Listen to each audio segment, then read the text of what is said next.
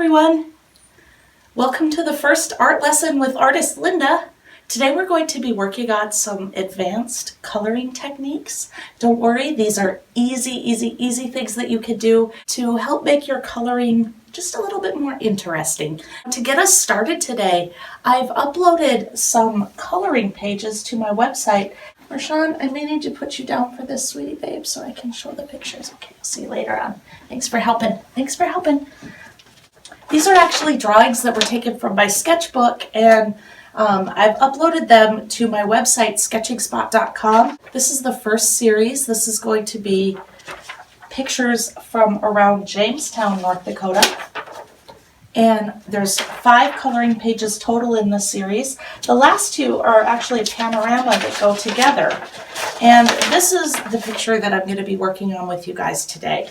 So for this picture, probably what I would recommend doing is coloring both pages separately and then trimming off one of these side edges, preferably this skinny one, and taping them together or gluing them together, maybe even Mod Podging to a canvas if it turns out really gorgeous when you're all said and done with it. So I'm just going to focus on one piece for right now. And to get started, you want to make sure that you have a flat surface that is very clean that you're working on.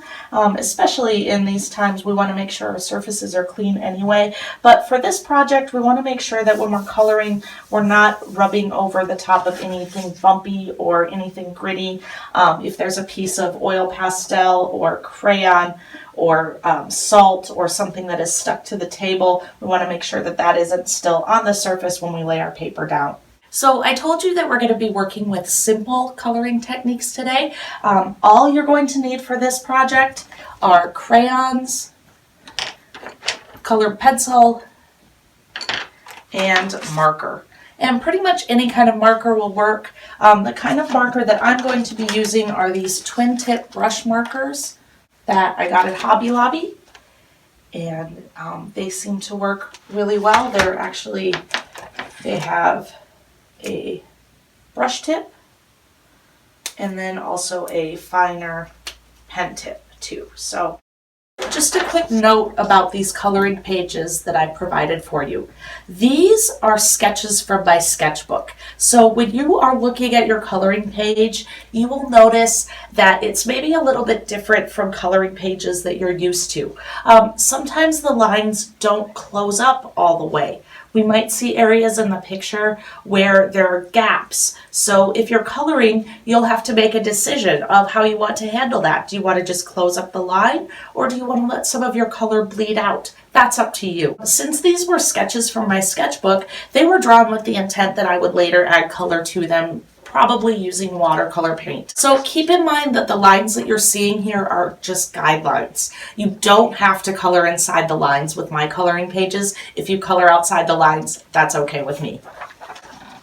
All right, let's get started. So I want to show you just a few simple techniques that can help make your picture more interesting. So to start with, we want to make sure that we're thinking about building up our picture using layers. We need to work in a certain hierarchy today. If we are going to work with these 3 mediums, color, pencil, marker, and crayon, we want to make sure that we are using marker first, then colored pencil, then crayon. We have to color with marker first, because if we try to color marker over the top of crayon, it can ruin your marker. Colored pencil will cover marker, but it will not cover crayon as well. So crayon we save until the very end. And you may choose not to use crayon at all, but I like to use the crayon to add just a little bit of texture when I've completed the piece. So let's start with our marker today. One thing to think about when you're coloring on your picture, the direction that you color matters. So we are going to see these lines in the sky. Now, if you think about how a sky looks, typically there are clouds that are going horizontally, side to side. There's not really going to be clouds running up and down. So when I color today, I'm probably not going to want to color up and down. I'm going to want to make sure I keep coloring from side to side. I'm fortunate that I have a pretty good stash of art supplies built up already. So I have quite a few different marker combinations, different colors that I can use. If you only have a few colors, that's okay. You can make an interesting piece with whatever supplies that you have. And please don't feel like your picture has to look exactly like mine. I want you to be creative with these. When I show you art lessons, I'm probably not going to be too focused on showing you exactly how to make one certain picture. I'm going to be showing you techniques that you can use later to create your own pieces.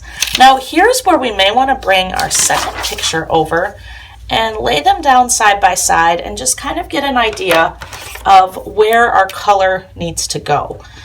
We want to use the same colors on both papers so we get nice consistency. It would probably look strange if the sky changed to pink and purple right here. A very harsh difference is not going to look as natural. But, like I said before, this is your picture, so you can color it using whatever colors you think you should use. Notice how in some areas of the sky I'm coloring a lot darker, maybe even going over the page a couple of times. And then in other areas, I'm allowing a little bit of white to show through. So I'm getting my sky built up pretty nicely, and I can move away this second sheet of paper and bring it back and forth as needed. We just want to make sure we don't forget about it. If we're working on a piece that spans 2 pages, we want to make sure that we're working on it at the same time, because if you finish this one completely, you're probably not going to remember all the steps that you did on this page to transfer over and make this page coherently match side by side. If you're working on this with friends or with family today, you might want to split it up and each create your own, because sometimes that can also create a very unique look when we do work on them separately and then join them together later on. So now I have some marker up in the sky and I'm really liking how that looks, but I think I want to take some colored pencil and shade over the top of my marker. So now is where you can start to see differences. Where there is color underneath my colored pencil, we will still see those colors showing through, but we're also getting a nice shading of pink. So again, I'm coloring side to side just as I was before. And this is just adding texture, building up depth, creating depth in our picture. And once again, I'm going to bring this page back over. We want to make sure that we color outside of the borders, because if we're going to trim off one side, we want it to be able to overlap some color so it joins together naturally. We would not want a white line showing here.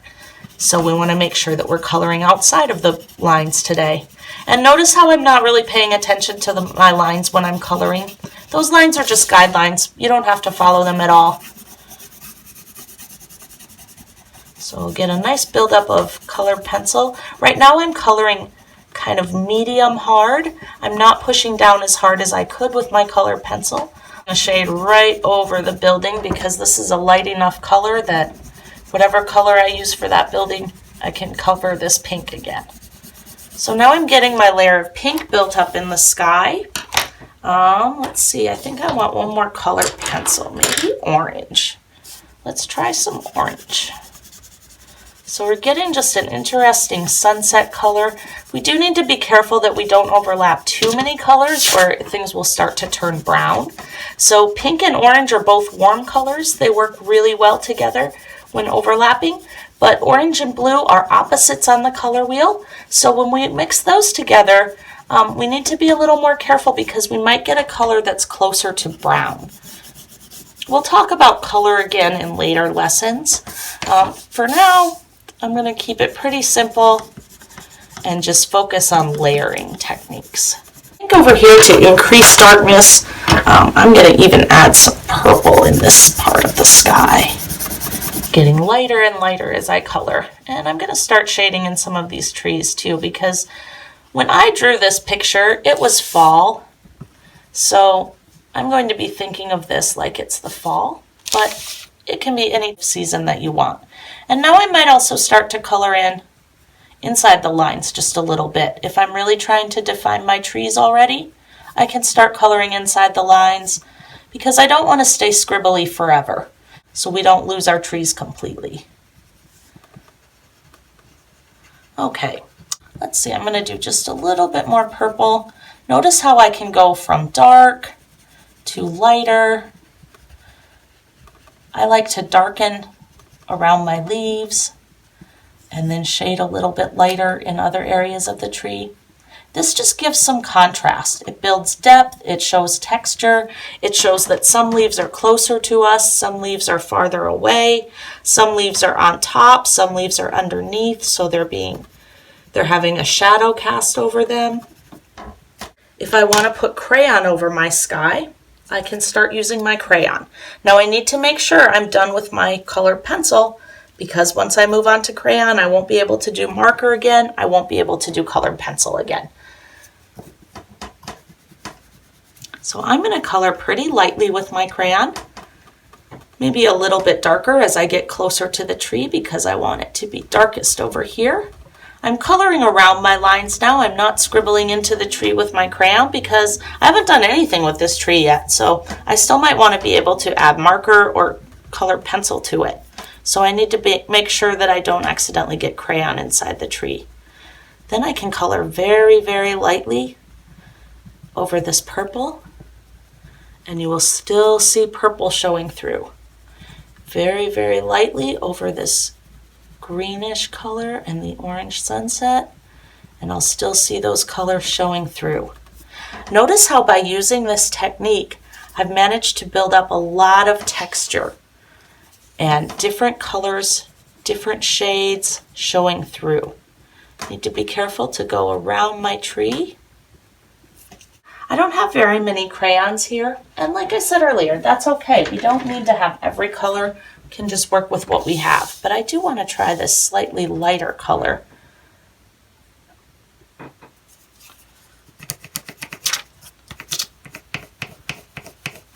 Still coloring side to side, not up and down. Want to make sure that I don't color into my rooftop. So what I'm doing right now, I'm giving the illusion that I'm blending my colors, when really I'm just doing a lot of overlapping. This is what a painter would do. A painter would blend their colors or do lots of thin layers of overlapping to create the illusion that there's many, many layers of texture. If I want a white cloud, I'm going to leave that white cloud and not color that in. So feel free to draw things up in the sky. I've left the sky basically blank for you. You can add clouds or stars or whatever you think your sky will need. Lightly, because if you press down too hard, it's going to put too much crayon down on your paper and it will cover up a lot of your marker lines. Now that might be an effect that you want, but for me, I want to color lightly so that my color pencil and my marker still show a little bit. I also want to try to be careful not to get these little ridges, so if you color in a circular motion, it will help to eliminate those lines that the crayon sometimes leaves, the little edges that get left behind. Also, if you just color lightly, it will help to fade out your crayon. So for this, if I use my crayon, I may need to color up and down because these areas are too skinny. It's hard to color back and forth. So sometimes you have to color vertically, but for the most part, if you can, try to color horizontally, side to side, when you're working up in your sky, and that will help to keep it more realistic. All right, I'm just about done with the sky. I think for the rest of the picture, I'm going to put it on time-lapse speedy camera mode because that is pretty much the extent of what I wanted to show you today. Once again, you can do marker first, colored pencil second, and then crayon third to build up these lovely textures that you see in my sky. I'm going to keep working on this and keep the camera rolling, and I'll check back with you when I'm done coloring. So I have this technique that I use when I make my trees. Basically, it's a controlled scribble. We call it scumbling, where we're making kind of the same pattern over and over and over, filling in this tree Now notice how I'm not coloring in my leaves. I'm leaving some white space behind them. I'm letting the marker cover the paper, but I'm making sure that I don't cover absolutely everything because again, I want to make sure that I use multiple colors.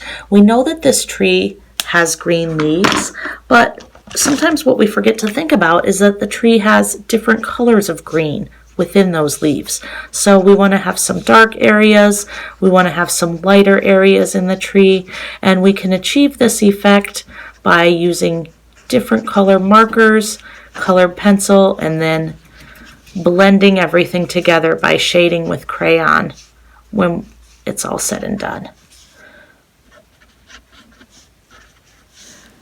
Remember, there is a hierarchy that you need to work with when you're using mixed media like this. You want to try to get your marker done first, followed by colored pencil, and then lastly crayon. Some marker will cover colored pencil pretty well. It really doesn't cover crayon very well, so crayon needs to come last after colored pencil and marker. Sometimes it's okay to leave things looking just a little bit incomplete, as long as you do it with intention. So know why you're leaving that space white. For this piece, I think I'm going to leave some white areas in this gravel road. This is my first time uploading coloring pages, so if you try these out, I would love to see your creations when they're completed. You can either send them to me via email, or maybe I can figure out a way to get them uploaded to my website so that you could do that directly. Can share them to my Facebook page, Sketching Spot, or my Instagram. Tag me on Instagram. I'm some version of Sketching Spot on there too. That's kind of the name that I roll with. I finished coloring and I did my trimming of the edges of this page. So now I'm just going to take some Scotch tape and I want to tape on the back so that I don't see my tape lines. So right now I'm just getting it set. I can add a little bit of tape. I can add more tape in a second, but for now, I just want to make sure I get those pages lined up as close as I can. If you want to grab a ruler to make sure your bottom and your top edge is straight, that is sometimes a good idea. Or you can just eyeball it like I'm going to do. Right about there, looks close.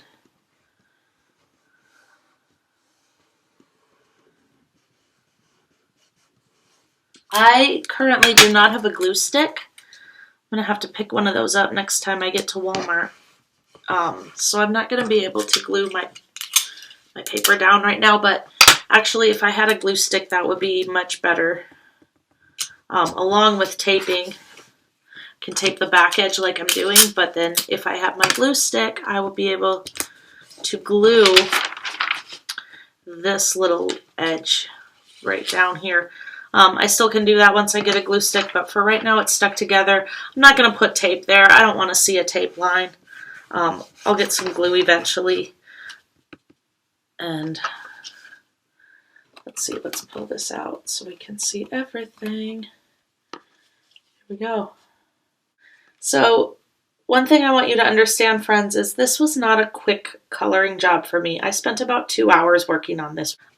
If you want something to look nice, you need to put in the hours. It's fine to take a little break here and there, but understand that something like this, it's going to take you a while to do. So I hope to keep this video under 30 minutes. I'm not sure how I'll do time-wise, but understand that a lot of what I've showed you, I sped up some of it, and it actually took a lot longer than whatever total time the video ends up being. So I hope you enjoyed this first art lesson, and I definitely will be making more in the coming days and weeks. Depending on how long we are recommended to stay indoors, I might get the opportunity to do quite a few art lessons with you online. So There's our completed picture. We did it. Thank you for tuning in. I hope you enjoyed this advanced coloring techniques art lesson. If you like this video, please make sure to like and subscribe to my channel so that you can catch all of my latest art lessons as they're released. Cheers!